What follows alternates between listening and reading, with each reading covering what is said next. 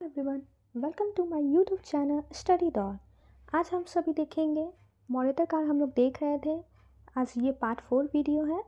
तो इसमें हम देखेंगे कनिष्क और कुषाण वंश देखेंगे। तो चलिए देखते हैं। अगर आप इसके पहले 3 वीडियो बन चुके हैं, अगर आपने अभी तक नहीं देखा वो वीडियो तो मैं लिंक डिस्क्रिप्शन में डाल दूँगी, आप वहाँ से देख सकते हैं। ठीक है, तो शुरू करते हैं। कनिष्क वंश में हमने स्टार्ट कर दिया था और उसका अब उदय देखना है। ठीक है, तो कनिष्क वंश देखते हैं। कुषाण यूची जाति की एक शाखा थी। कल हमने वीडियो में देखा कि यूची जाति आप कहाँ की थी, ये आपकी चाइना की थी यूची जाति। ठीक है, ये बेसिकली चाइना की थी। तो इसे हम मैप से देखते हैं, पहले आपको दिखा देते हैं। देखिए, ये यूची जाति है, ये आपकी चाइना में लोकेटेड है। ठीक है, चाइना की है ये जाति। ये आपकी कैसे ट्रैवल की, जैसे हम लोग भारत पे आक्रमण वाला पढ़ रहे थे कि कैसे भारत पे आए ये लोग। तो ये देखिए, यूची जाति ये चाइना की है। चाइना से होते हुए ये लोग मध्य एशिया से होते हुए ये लोग आए बैक्ट्रिया, जो हमने देखा था। बैक्ट्रिया, यमन, इंडो ग्रीक, जो अफ़गानिस्तान आपका बड़ा एरिया था, अफ़गानिस्तान सिंध वाला एरिया था, वहाँ से ये लोग प्रवेश करते हुए ये लोग भारत में इंटर करते हैं। ठीक है, मैप थोड़ा ब्लर है लेकिन समझ में आ जाएगा। ठीक है, तो चलिए आगे देखते हैं। तो चीनी इतिहासकारों के अनुसार जब आधुनिक चीन के सीमांत प्रदेश में स्थित खानवदेश यूची जाति को 165 ईसा पूर्व के लगभग हिन्नू नामक बर्बर जाति ने पश्चिम की ओर खदेड़ दिया था, तो आगे बढ़कर यूची ने इल तथा इसकी सहायक नदियों के किनारे पर स्थित वुसून जाति को पराजित किया। देखिए क्या हुआ ना, यूची जाति आपकी जो चाइना थी, इसको क्या हुआ, हिन्नू नामक एक बर्बर जाति थी। ये थी आपकी घुमंतु प्रवृत्ति की थी। ठीक है, हिन्नू आपकी ये जो जाति थी घुमंतु प्रवृत्ति की, लड़ाकू प्रवृत्ति की थी। तो इसने क्या किया, यूची जाति को खदेड़ दिया। तो ये क्या किया, यूची जाति पश्चिम की ओर प्लान कर गए। पश्चिम की ओर प्लान किया, तो वहाँ से ये देखिए आगे कहानी, खदेड़ दिया। तो आगे बढ़कर यूची ने इल, ये नदी है इल तथा इसकी सहायक नदियों के किनारे पर स्थित वुसून जाति, यहाँ पे भी एक जाति मिलती है वुसून जाति को पराजित किया। अब इसने क्या किया, इसने वुसून जाति को पराजित कर दिया। यहाँ यूची दो भागों में बढ़ गया। अब जब ये मध्य यहाँ पे आ गए, जब पश्चिम की ओर आ गए मध्य एशिया में, तो यूची को दो भागों में बढ़ गया। जो भाग तिब्बत की सीमा पर रहने लगा, ये कहाँ रहने लगे, तिब्बत की ओर लगे। पहले चाइना से आ रहे थे, अब तिब्बत के साइड में रहने लगे। वह लघु यूची तथा जो भाग पश्चिम की ओर चलता रहा वह महान यूची कहलाया। जो भाग पश्चिम की ओर चलता रहा वो महान यूची कहलाया। आगे चलकर इन्हें शकों का सामना करना पड़ा। शक हमने कल वीडियो में देखा था, शक सीरियन भी जिसको कहते हैं। ठीक है, तो ये आपका क्या था, फिर अब इनका मुकाबला किससे हुआ, शकों से हुआ। शक पराजित होकर भारत की ओर बढ़ गया और यूची 15 वर्षों तक इन प्रदेशों में शांतिपूर्वक रहे। तो शक क्या किए, शक सबसे पहले आए, सब कोई जानते हैं शक पहले आए। तो शक भारत की ओर आ गया और यूची वहीं रहे 15 साल तक। वहाँ वुसून के राजा, जिसे यूची ने परास्त करके मार डाला था, के पुत्र ने हुंगनू की सहायता से पराजित करके यहाँ से भी खदेड़ दिया था। अब वे लगभग 10 ईसा पूर्व ऑक्सस घाटी में, देखिए कौन सा घाटी है, ऑक्सस घाटी, ये सब ध्यान देना है। कई बार इससे एग्जाम में पॉइंट पूछ लिए जाते हैं। आप लोग को लगता है कि क्वेश्चन कहाँ से पूछ लिए गए हैं, आप लोग को ध्यान नहीं आता है, क्योंकि ये सब थोड़े अनकॉमन टर्म्स है जो हर बुक्स में नहीं मिलते हैं या हर जगह लूसेंट वगैरह में नहीं मिलते हैं। तो आप लोग को लगता है कि क्वेश्चंस कहाँ से पूछ लिए हैं। ठीक है, तो इसलिए बुक पढ़ना ज़रूरी होता है। और बुक्स, इसलिए मैं बुक की एक एक लाइन आपको रीडिंग करवा रही हूँ अपने साथ। ठीक है, तो ज़रूर देखिएगा। ऑक्सस घाटी में स्थायी रूप से रहने लगे। यूची 5 भागों में बढ़ गया। अब क्या हुआ, पहले 2 भागों में बढ़े, अब 5 भागों में बढ़ गया। हुम चिंगमो कुईसांग, ठीक है, इस तरह से बढ़ गया। अंत में इनमें कुईसांग जो है, यही कुषाण शाखा ने शारीरिक शक्ति व प्रमुखता प्राप्त की। जो कुईसांग जो जाति बनी डिवाइड होके, यही कुषाण शाखा बनी। ठीक है, और कुषाण वंश में आपका क्या है, सबसे पहले प्रथम शासक कौन है, कैटफिशेस प्रथम, इसको कहते हैं, या कुजुल कैटफिशेस भी कहते हैं। कुजुल कैटफिशेस भी इसका नाम है। कुजुल कैटफिशेस क्या है, तो देख लेते हैं। कुजुल कैटफिशेस का संस्थापक एक प्राप्त पूर्वोत्तम सिक्कों और यूनानी शासक हर्मियस का नाम भी मिलता है। इसके जो सिक्के थे उस पर किसका यूनानी शासक का नाम मिलता है, हर्मियस का। और इसके साथ साथ एक और नाम मिलता है, ऑगस्टस का। ठीक है, और इससे क्या पता चलता है, इनके सिक्कों पर हर्मियस और ऑगस्टस का नाम मिलता है, तो कि ये कैटफिशेस जो था, कुजुल कैटफिशेस, इसने बैक्टीरिया को छीना था यूनानियों से। बैक्टीरिया जो हमने देखा इंडो ग्रीक वाला एरिया, अफगानिस्तान वाला एरिया, उसको छीना था यूनानियों से, इससे पता चलता है। इससे यह प्रतीत होता है कि उसने आरंभ यूनानी शासक हर्मियस के सामंत के रूप में कार्य किया तथा इसके दौरान उसने 4 अन्य यूची शाखाओं पर सर्वोच्चता प्राप्त की। ठीक है, कालांतर में वो स्वतंत्र शासक बन गया। पहले वो सामंत था। सामंत क्या हुआ, मतलब किसी के अधीन कार्य करना। पहले वो सामंत था, मतलब छोटा राजा था, किसी के अधीन कार्य करना। बाद में वो बाद में उसने स्वतंत्र शासक बन गया। उसके राज्य ईरान की सीमा से सिंधु या संभवतः झेलम नदी तक फैला हुआ था। उसके साम्राज्य के अंतर्गत संपूर्ण अफगानिस्तान, गांधार के प्रदेश सम्मिलित थे। कैटफिशेस प्रथम के केवल तांबे के सिक्के ही प्राप्त हुए हैं। जो कुजुल कैटफिशेस है उसका सिर्फ क्या है, तांबा का सिक्का ही मिला है। उनमें रोम का प्रभाव झलकता है। उनमें सिक्कों पर युवांग यानी प्रमुख, कौन कौन सा, महाराज, राजाधिराज, सत्य धर्म का अनुयायी आदि उपलब्धियां प्रयुक्त हुई हैं। ठीक है, और कुजुल कैटफिशेस ने कौन सी उपाधि धारण की थी, तो इसने महाराजा धीराज की उपाधि प्राप्त की थी। ठीक है, महाराजा धीराज मतलब होता है कि जो स्वतंत्र शासक हो वही महाराजा धीराज की उपाधि प्राप्त करते हैं। ठीक है, और अगर सिर्फ ये धीराज हो या राजा धीराज हो तो यानी इट मीन्स कि उस टाइम तक वो सामंत था। ठीक है, बड़े राजा के अधीन था। अगर महाराजा धीराज की उपाधि किसी राजा ने प्राप्त कर ली है तो वो स्वतंत्र राजा था, ये ध्यान रखिएगा। विम कैटफिशेस, कुजुल कैटफिशेस के पश्चात उसका पुत्र था विम कैटफिशेस या कैटफिशेस द्वितीय राजा बना। इसको आपको कुषाण वंश का वास्तविक संस्थापक मानते हैं। ठीक है, कुषाण वंश का वास्तविक संस्थापक अगर पूछेगा तो आपका आंसर होगा विम कैटफिशेस, और अगर संस्थापक पूछेगा तो आपका होगा कुजुल कैटफिशेस, ये ध्यान रखिएगा आप। उसके सिक्कों पर शिव, नंदी, त्रिशूल की आकृति मिलती है। ठीक है, इट मीन्स कि वो हिंदू धर्म को फॉलो करता था। शिव, नंदी और त्रिशूल की आकृति मिलती है। वह हिंदू धर्म तथा शिव का अनुयायी था। उसके सिक्कों पर महाराजा, राजाधिराज, सर्वलोकेश्वर, महेश्वर आदि उपलब्धियां दी गई है। कैटफिशेस प्रथम और द्वितीय, इसको देखिए, विम कैटफिशेस को कैटफिशेस द्वितीय भी कहते हैं, ये ध्यान रखिएगा कि विजयों से चीन, रोमन साम्राज्य और भारत के मध्य व्यापार के मार्ग खुल गए। ठीक है, उसी टाइम सिल्क रूट आपका खुला था, ये ध्यान रखिएगा। तो इससे क्या हुआ, इसको विजय से चीन, रोम साम्राज्य और भारत के मध्य व्यापार खुल गया। कनिष्क, अब कनिष्क देख लेते हैं। कनिष्क कैटफिशेस शासकों के पश्चात कनिष्क के शासन के पगडंड संभाली। कनिष्क का शासनकाल के विषय में, उसका राज्यारोहण के विषय में विभिन्न विद्वानों का विभिन्न मत हैं। साउदिक मान्य तिथि शक संवत 78 ईस्वी है। ठीक है, निसंदेह सभी कुषाण शासकों में से कनिष्क सबसे योग्य और महान था। कुषाण शासक में सबसे महान कनिष्क का ही नाम लिया जाता है।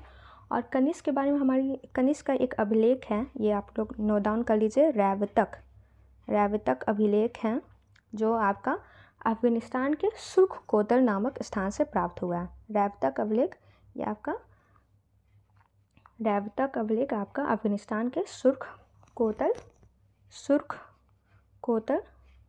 स्थान से प्राप्त हुआ आपका। ठीक है, ये नोट डाउन कर लीजिए आप, रैवतक अभिलेख कनिष्क का सुर्ख कोतल नामक जगह से अफगानिस्तान से प्राप्त हुआ।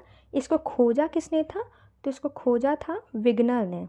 ठीक है, इसके अभिलेख को खोजा था विग्नर ने, और ये इसकी लिपि थी किलक, इसकी लिपि है किलक। ये सब फैक्ट्स आप ध्यान रखिएगा, अनयूजुअल है थोड़े, लेकिन आपको ध्यान में रखने चाहिए। इसकी लिपि थी किलक और भाषा थी यूनानी। ठीक है, रैवतक अभिलेख की लिपि थी किलक और भाषा यूनानी। तो चलिए आगे देखते हैं।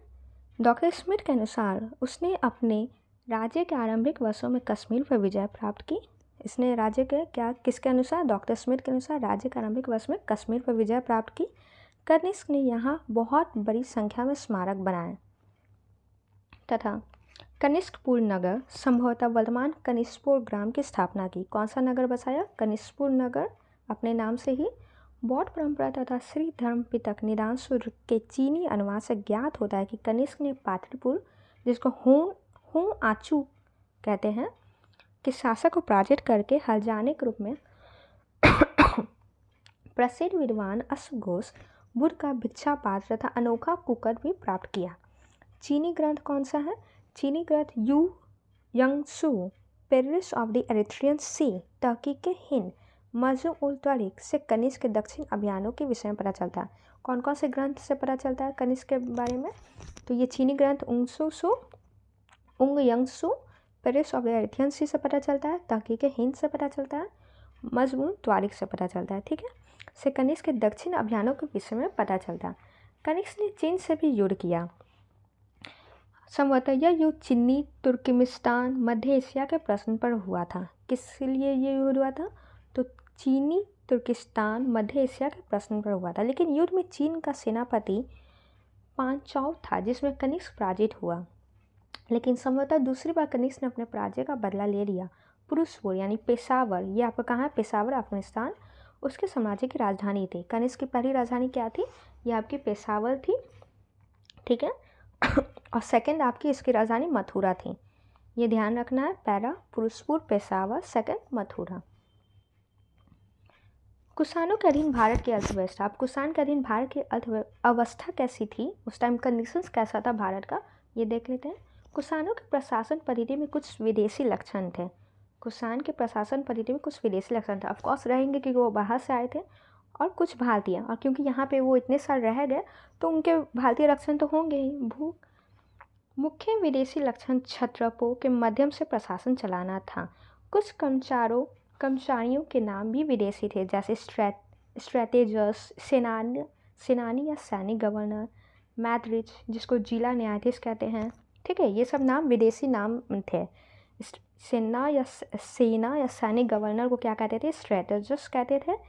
जिला न्यायाधीश को मैरिडिच कहते थे। ये ध्यान रखिएगा। सामंत शासन का स्वरूप राजतंत्रात्मक था। कुषाण शासक महेश्वर, देवपुत्र, केसर और शाही आदि उपाधि ग्रहण करते थे।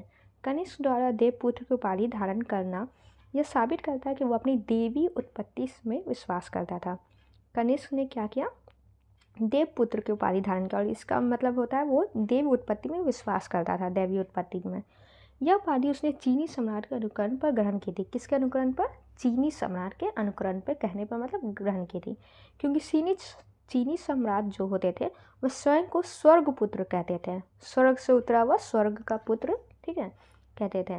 रोमन शासकों के अनुकरण पर कुषाण राजाओं ने भी मृत शासकों की स्मृति में मंदिर तथा मूर्तियां बनवाने की प्रथा का प्रारंभ किया। किसके अधिक किया? रोमन शासकों के अनुकरण पर, रोमन शासकों के प्रभाव में क्या किया? कुषाण राजा ने भी मृत शासकों की स्मृति में मंदिर और मूर्तियां बनाना शुरू किया। इसी प्रकार राजाधिराज की उपाधि यह बताती है कि सम्राट के अधीन, किसकी उपाधि? राजाधिराज की उपाधि क्या बताती है? कि सम्राट के अधीन कई छोटे छोटे राजा शासन करते थे। सामंतीकरण की प्रक्रिया के प्रारंभ होने के संकेत कुषाण द्वारा शाही सामंत तथा शाही स्थायी उपाधि धारण करने से निश्चित होती है। दो शासकों के संयुक्त रूप से शासन करने के प्रमाण भी मिलते हैं। दंडनायक और महादंडनायक पद कुषाण प्रशासकीय मशीनरी की कड़ी थे। ग्राम का मुखिया और द्वारपाल स्थानीय मुखिया का भी उल्लेख मिलता है। ठीक है, देखिए वीडियो बनाने में बहुत मेहनत लगते हैं, तो आप प्लीज़ सपोर्ट करिए हमें, और वीडियो को शेयर करिए अपने दोस्तों के साथ भी, और पसंद आए तो प्लीज़ सब्सक्राइब भी करिए। ठीक है, और पुराने वीडियो अगर आपने नहीं देखे तो प्लीज़ स्टार्टिंग से आप देखिए। मैंने अब तक जैन धर्म से स्टार्ट किया है, जैन धर्म, बौद्ध धर्म, मौर्य काल, और अब मौर्यतर काल चल रहा है। उसके बाद हम संगम काल देखेंगे। ये एक वीडियो और इसमें बचा हुआ है, इसमें एक टॉपिक और आपका होगा, मैं देख लूँगी। उसके बाद एक टॉपिक और होगा, नहीं तो उसके बाद संगम काल स्टार्ट होगा। ठीक है, तो पूरा हम लोग हिस्ट्री कंप्लीट करेंगे, पूरे बुक से कंप्लीट करेंगे, तो आप लोग ध्यान से पूरे वीडियो को देखिएगा। भारत में मिस्र को महत्वपूर्ण तथ्य देख लेते हैं। भारत में मिस्र को हाथी दांत, मोती, नील रंग, सीपियाँ, कछुआ, बहुमूल्य लकड़ियों का निर्यात होता था। भारत से मिस्र को क्या क्या मिलता था? हाथी दांत, मोती, नील रंग, सीपियाँ, कछुआ, बहुमूल्य। पेरिस ऑफ द एरिथ्रियन सी में इसका लेखक देखो, इसके लेखक अज्ञात है, मतलब पता नहीं है किसी को कि कौन लिखा है, लेकिन ये बुक है पेरिस ऑफ द एरिथ्रियन सी ने रोमन साम्राज्य को निर्यात की जाने वाली मिल्स, मोती, हाथी दांत आदि वस्तुओं का विवरण दिया है। पेरिस के अनुसार फारस की खाड़ी आपका से भृगु कच्छ में दासों का व्यापार होता था। ठीक है। गोल मिर्च पश्चिम लोगों को इतना अधिक प्रिय था कि इसका नाम ही यवन प्रिय कर दिया। देखिए गोल मिर्च जो होता है, काली मिर्च गोल की, उसका नाम क्या कर दिया, यवन प्रिय कर दिया। पश्चिम लोगों को इतना प्रिय था कि यवन प्रिय कर दिया इसका नाम, ठीक है। यवन इसलिए इंडो ग्रीक वाला एरिया में इन लोग को बहुत पसंद था, इसलिए यवन प्रिय इसका नाम कर दिया। जातकों में 18 प्रकार के शिल्पियों का वर्णन मिलता है। बौद्ध ग्रंथ दीर्घ निकाय में 24, महावस्तु में 36, राजगृह के शिल्पी तथा मिलिन पर्वों में 75 प्रकार के व्यवसायों को उल्लेख है। मथुरा सातक एक प्रकार का वस्त्र है। सातक क्या है, एक प्रकार का वस्त्र है का निर्माण केंद्र था। सातक एक तरह का सूती कपड़ा का ही मिलता जुलता था, तो उस टाइम क्या था, मथुरा सूती कपड़ों का और ये केंद्र हुआ करता था। पतंजलि ने भी इसका उल्लेख किया है। निगम अंकित यानी 5 यूनानी सिक्के तक्षशिला से प्राप्त हुए हैं। श्रेष्ठियों को सेठी या चिटियार कहा जाता था दक्षिण भारत में। श्रेष्ठियों को क्या कहा जाता है, सेठी। देखते हैं आप बहुत सारे लोगों का टाइटल होता है सेठी दक्षिण भारत में, तो श्रेष्ठियों को क्या कहता था, सेठी या चिटियार कहा जाता था दक्षिण भारत में। विम कटफिशेस या कनिष्क के शासनकाल में कुषाणों का व्यापारिक संबंध चीन से था। विम कटफिशेस और कनिष्क के शासनकाल में कुषाणों का व्यापारिक संबंध किससे था, चीन से था। अच्छा एक और पॉइंट मैं आपको बता दूं, विम जब आपका पूछा जाएगा कि सबसे पहले स्वर्ण मुद्रा किसने कुषाण काल में जारी की है, कुषाण काल में सबसे पहले स्वर्ण मुद्रा किसने जारी की है, तो ये आपका विम कटफिशेस होगा। हमने अभी पढ़ा कि कुजुल कटफिशेस तांबे के सिक्के चलाया था, तो जब पूछेगा कुषाण काल में सबसे पहले किसने सोने के सिक्के जारी किए, तो ये होगा विम कटफिशेस, ठीक है। आपको अगर याद नहीं रहता, ऐसे ध्यान नहीं रहेगा, विम है कि कुजुल है, तो आप ऐसे याद रख सकते हैं। विम साबुन होता है, उससे एकदम दिखाता है, एकदम चमक जाता है एकदम, ठीक है, बर्तन तो चमक जाता है, तो समझ लीजिए चमक गया, सोना की तरह चमक गया, तो विम कटफिशेस, ओके। तो सोना का सिक्का जारी किया सबसे पहले कुषाण वंश में, विम कटफिशेस। और अगर सबसे पहले सोना का सिक्का जारी पूछेगा किसने किया, तो ये आपका इंडो ग्रीक ने किया। और इंडो ग्रीक में कौन से शासक ने किया, तो ये आपका मिनांडर ने किया है, मिनांडर, ठीक है। जब भी अगर शासक पूछ लेगा अगर किसने किया, तो ये तो इंडो ग्रीक ने किया सबसे पहले सोने का सिक्का का जारी। लेकिन अगर पूछेगा कि किस शासक ने किया, तो ये आपका आंसर मिनांडर हो जाएगा, अगर ऑप्शन में रहेगा तो। अगर ऑप्शन में नहीं रहेगा तो फिर ऑप्शन के अकॉर्डिंग आपका आंसर जाता है। कई बार इस तरह से होते हैं और बच्चे कंफ्यूज हो जाते हैं कि कौन सा आंसर होगा, तो ये ऑप्शन के अकॉर्डिंग भी कई बार होता है। मोस्ट जो नियरली आंसर रहता है, most probably most nearly answer रहता है, उसके अकॉर्डिंग होता है, ठीक है। व्यवहार में लाने हेतु कुषाण शासकों ने बड़ी मात्रा में तांबे के सिक्के उत्तर तथा पश्चिमोत्तर भारत में प्रचलित करवाए थे। कनिष्क के वह आरंभिक सिक्कों से विदित होता है कि वह पहले बहुत से देवी देवताओं का विश्वास करता था। बाद में संभवतः अश्वघोष के प्रभावहीन